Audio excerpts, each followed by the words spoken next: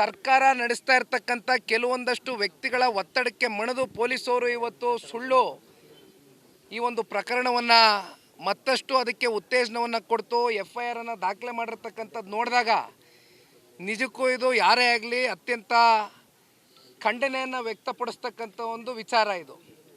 ಇದ್ರ ಮಧ್ಯೆ ಈಗಾಗಲೇ ಒಳಗಡೆ ಪಾಪ ಒಂದು 8-9 ಜನನ್ನ ಸೆರೆ ಹಿಡಿದು ಒಳಗಡೆ ಬಂಧನದ ಒಳಗಡೆ ಇವತ್ತೇನು ತಗೊಂಡೋಗಿ ಇಟ್ಟಿದ್ದಾರೆ.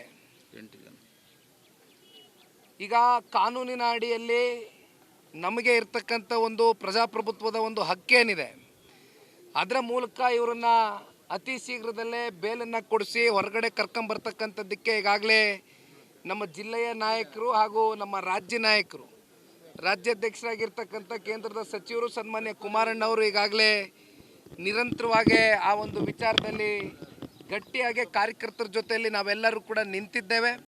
ಚಿಕ್ಕಬಳ್ಳಾಪುರದಲ್ಲಿ ನಡೆದ ಕೆಂಪೇಗೌಡ ಜಯಂತಿ ಕಾರ್ಯಕ್ರಮದ ವೇಳೆ ನಡೆದ ಚಪ್ಪಲಿ ಎಸೆತ ಪ್ರಕರಣದಲ್ಲಿ ಬಂಧಿತರಾಗಿರುವವರನ್ನ ಭೇಟಿ ಮಾಡಲು ಜೆಡಿಎಸ್ ಯುವ ಘಟಕದ ರಾಜ್ಯಾಧ್ಯಕ್ಷ ನಿಖಿಲ್ ಕುಮಾರಸ್ವಾಮಿ ಅಣಕನೂರು ಜೈಲಿಗೆ ಭೇಟಿ ನೀಡಿದರು. ಈ ವೇಳೆ ಮಾಧ್ಯಮದವರೊಂದಿಗೆ ಮಾತನಾಡಿದ ಅವರು, ಸಮಾಜದಲ್ಲಿ ಸರ್ಕಾರದ ಲೋಪದೋಷಗಳನ್ನು ಪ್ರಶ್ನಿಸುವ ಅಮಾಯಕರನ್ನೇ ಟಾರ್ಗೆಟ್ ಮಾಡಿ ಬಂಧಿಸಲಾಗುತ್ತಿದೆ. ಚಿಕ್ಕಬಳ್ಳಾಪುರದಲ್ಲಿ ಟಾರ್ಗೆಟ್ ರಾಜಕಾರಣ ನಡೆಯುತ್ತಿದ್ದು, ಅದಕ್ಕೆ ಪೊಲೀಸರು ಸಹಕಾರ ನೀಡುತ್ತಿದ್ದಾರೆ ಎಂದು ಆರೋಪಿಸಿದ್ದಾರೆ. ಬಂಧಿತರಲ್ಲಿ ಬಹುತೇಕರು ಸಾಮಾನ್ಯ ಕುಟುಂಬಗಳ ಯುವಕರಾಗಿದ್ದು, ಜೈಲು ಜೀವನವೇ ತಿಳಿಯದವರು. ಅವರ ಕಣ್ಣಲ್ಲಿ ಭಯ ಮತ್ತು ನೋವು ಕಾಣಿಸುತ್ತಿದೆ. ಅವರ ಕುಟುಂಬಗಳಿಗೆ ಧೈರ್ಯ ತುಂಬಲು ನಾವು ಬಂದಿದ್ದೇವೆ. ಕಾನೂನು ಹೋರಾಟದ ಮೂಲಕ ಅವರನ್ನು ಶೀಘ್ರದಲ್ಲೇ ಬಿಡುಗಡೆ ಮಾಡಿಸುವ ಪ್ರಯತ್ನ ಮಾಡುತ್ತೇವೆ.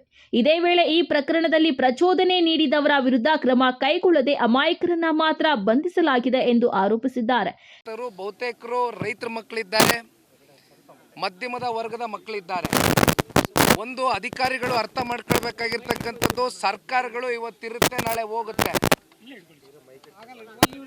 ಇವತ್ತಿನ ನೈಜ ಪ್ರಜಾಪ್ರಭುತ್ವದಲ್ಲಿ ಅಧಿಕಾರ ಅಂತಕ್ಕಂಥದ್ದು ಯಾರಿಗೂ ಕೂಡ ಶಾಶ್ವತ. ಹಾಗಾಗಿ ಸರ್ಕಾರ ನಡೆಸ್ತಾ ಇರತಕ್ಕಂಥ ಕೆಲವೊಂದಷ್ಟು ವ್ಯಕ್ತಿಗಳ ಒತ್ತಡಕ್ಕೆ ಮಣಿದು ಪೊಲೀಸರು ಇವತ್ತು ಸುಳ್ಳು ಈ ಒಂದು ಪ್ರಕರಣವನ್ನು ಮತ್ತಷ್ಟು ಅದಕ್ಕೆ ಉತ್ತೇಜನವನ್ನು ಕೊಡ್ತು FIR ಅನ್ನು ದಾಖಲೆ ಮಾಡಿರ್ತಕ್ಕಂಥದ್ದು ನೋಡಿದಾಗ ನಿಜಕ್ಕೂ ಇದು ಯಾರೇ ಆಗಲಿ ಅತ್ಯಂತ ಖಂಡನೆಯನ್ನು ವ್ಯಕ್ತಪಡಿಸ್ತಕ್ಕಂಥ ಒಂದು ವಿಚಾರ ಇದು. ಇದ್ರ ಮಧ್ಯೆ ಈಗಾಗಲೇ ಒಳಗಡೆ ಪಾಪ ಒಂದು 8-9 ಜನನ್ನ ಸೆರೆ ಹಿಡಿದು ಒಳಗಡೆ ಬಂಧನದ ಒಳಗಡೆ ಇವತ್ತೇನು ತಗೊಂಡೋಗಿ ಇಟ್ಟಿದ್ದಾರೆ. ಈಗ ಕಾನೂನಿನ ಅಡಿಯಲ್ಲಿ ನಮಗೆ ಇರ್ತಕ್ಕಂಥ ಒಂದು ಪ್ರಜಾಪ್ರಭುತ್ವದ ಒಂದು ಹಕ್ಕೇನಿದೆ, ಅದರ ಮೂಲಕ ಇವರನ್ನು ಅತಿ ಶೀಘ್ರದಲ್ಲೇ ಬೇಲನ್ನು ಕೊಡಿಸಿ ಹೊರಗಡೆ ಕರ್ಕೊಂಬರ್ತಕ್ಕಂಥದ್ದಕ್ಕೆ ಈಗಾಗಲೇ ನಮ್ಮ ಜಿಲ್ಲೆಯ ನಾಯಕರು ಹಾಗೂ ನಮ್ಮ ರಾಜ್ಯ ನಾಯಕರು, ರಾಜ್ಯಾಧ್ಯಕ್ಷರಾಗಿರ್ತಕ್ಕಂಥ ಕೇಂದ್ರದ ಸಚಿವರು ಸನ್ಮಾನ್ಯ ಕುಮಾರಣ್ಣವರು ಈಗಾಗಲೇ ನಿರಂತರವಾಗಿ ಆ ಒಂದು ವಿಚಾರದಲ್ಲಿ ಗಟ್ಟಿಯಾಗಿ ಕಾರ್ಯಕರ್ತರ ಜೊತೆಯಲ್ಲಿ ನಾವೆಲ್ಲರೂ ಕೂಡ ನಿಂತಿದ್ದೇವೆ. ಆ ಕಾರ್ಯಕರ್ತರ ಮುಖ ನೋಡಿದಾಗ ನಾವು ಯಾರೂ ಕೂಡ ಈ ಪ್ರಕರಣದಲ್ಲಿ ಶಾಮೀಲಾದಂಥವರಲ್ಲ. ಆದರೂ ಕೂಡ ನಮ್ಮ ಧ್ವನಿಯನ್ನು ಅಡಗಿಸೋದಕ್ಕೋಸ್ಕರ, ಯಾಕೆಂದರೆ ಇವತ್ತು ಪಕ್ಷ ಕಟ್ಟತಕ್ಕಂಥದ್ದಕ್ಕೆ ಸರ್ಕಾರ ಮಾಡ್ತಕ್ಕಂಥ ಕೆಲವೊಂದಷ್ಟು ತಪ್ಪುಗಳನ್ನ ಇವತ್ತು ಸೋಷಿಯಲ್ ಮೀಡಿಯಾ ವಲಯದಲ್ಲಿ ಚರ್ಚೆ ಮಾಡ್ತಕ್ಕಂಥ ಕೆಲವೊಂದಷ್ಟು ಹುಡುಗರನ್ನ ಟಾರ್ಗೆಟ್ ಮಾಡಿ ಅವ್ರು ಯಾರು ಕೂಡ ಇಲ್ಲಿವರೆಗೂ ಕೀಳಾಗೆ ಮಾತನಾಡಿರ್ತಕ್ಕಂಥ ಯಾವ ಒಂದು ವಿಡಿಯೋನೂ ಕೂಡ ನಿಮಗೆ ಸಿಕ್ಕಲಿಕ್ಕಿಲ್ಲ. ಯಾವುದೇ ವಿಚಾರಗಳು ನಮ್ಮ ಕಾರ್ಯಕರ್ತರು ಮಾತಾಡಬೇಕಾದ್ರೆ ಅತ್ಯಂತ ಸೂಕ್ಷ್ಮವಾಗಿ ವಿಷಯವನ್ನು ಅರ್ಥ ಮಾಡ್ಕೊಂಡು ವಿಷಯಾಧಾರಿತವಾದಂಥ ಒಂದು ವಿಚಾರವನ್ನು ಮುಂದಿಟ್ಟು ಇಲ್ಲಿವರೆಗೂ ಸೋಷಿಯಲ್ ಮೀಡಿಯಾದಲ್ಲಿ ಅವರ ವಿಚಾರಗಳನ್ನ ಮಂಡಿಸ್ತಾ ಹೊರಟಿದ್ದಾರೆ. ಅಂಥ ಹುಡುಗರುಗಳನ್ನ ಇವತ್ತು ಟಾರ್ಗೆಟ್ ಮಾಡಿ ಅವ್ರಿಗೂ ಈ ಪ್ರಕರಣಕ್ಕೂ ಸಂಬಂಧವೇ ಇಲ್ಲ. ಅವ್ರು ಎಲ್ಲರನ್ನೂ ಕೂಡ ಇವತ್ತು ಒಂದು ರೀತಿ ಕೇಸ್ಗಳನ್ನ ಹಾಕಿ ಎದುರಿಸಿ ಬೆದರಿಸಿ ಮೂಲೆಯಲ್ಲಿ ಕೂರಿಸ್ತೀವಿ ಅಂತಕ್ಕಂಥ ಈ ಉದ್ದಟತನದ ರಾಜಕಾರಣ ಏನಿದೆ, ಇದು ಭಾಳ ದಿನ ನಡೆಯೋದಿಲ್ಲ. ಚಿಕ್ಕಬಳ್ಳಾಪುರ ವಿಧಾನಸಭಾ ಕ್ಷೇತ್ರ ಇರ್ಬೋದು, ಚಿಕ್ಕಬಳ್ಳಾಪುರ ಜಿಲ್ಲೆಯ ಜನತೆ ಇರ್ಬೋದು, ನಿನ್ನೆ ಆಗಿರ್ತಕ್ಕಂಥ ಈ ಒಂದು ಘಟನೆಯನ್ನು ಅತ್ಯಂತ ಸೂಕ್ಷ್ಮವಾಗಿ ನೋಡ್ತಾ ಇದ್ದಾರೆ.